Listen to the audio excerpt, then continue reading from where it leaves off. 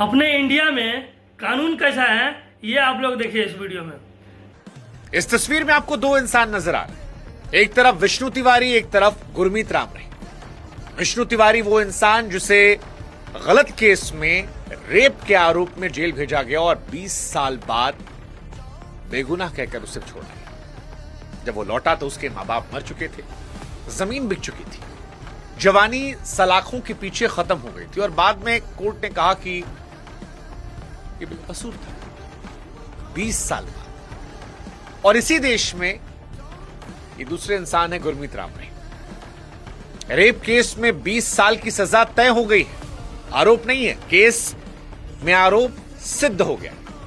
पत्रकार की हत्या के मामले में उम्र कैद की सजा हुई, लेकिन साल 2017 से अब तक 16वीं बार पैरोल पर है। कभी 21 दिन की पैरोल, कभी 30 दिन की पैरोल, कभी 40 दिन की पैरोल, कभी 50 दिन की पैरोल। कभी चुनाव आते हैं तो इसलिए पैरोल, कभी सत्संग होता है इसलिए पैरोल, कभी खेती के नाम पे पैरोल। ऐसा लगता है कि जेल प्रशासन इवेंट मैनेजमेंट कंपनी है, या ये जनाब जो है ये कभी कभी जेल में आ जाते हैं, क्योंकि 400 से अधिक दिन तो बाहर रह चुके हैं और जेल से जब बाहर आते हैं तो गाड़ियों का काफिला खड़ा होता है, इनके म्यूजिक वीडियोस निकलते हैं, इनका ऑनलाइन दरबार सजता है। रेप जैसे संगीन आरोपों के बावजूद इनके भक्त हैं जो इनकी इबादत करते हैं, पूजा करते हैं, जश्न मनाते हैं। कौन है वो लोग मुझे नहीं पता, लेकिन हैं। और दूसरी तरफ ये विष्णु तिवारी है।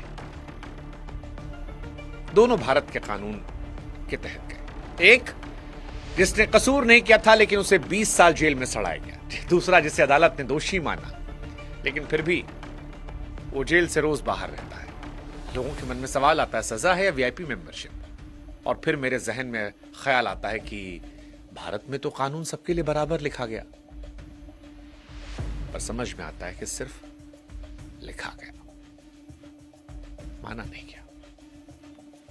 इसका प्राइम एग्जाम्पल है। देख लिए, अब बताइए, हमारे हिसाब से कानून बनाने वाले गलत नहीं था, अभी के टाइम में कानून चलाने वाले गलत है।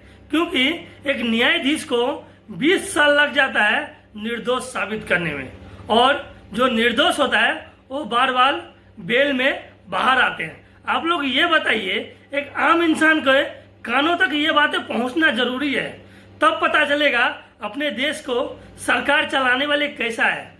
बड़े आदमी के लिए कानून कुछ और है, छोटे आदमी के लिए कानून कुछ और है।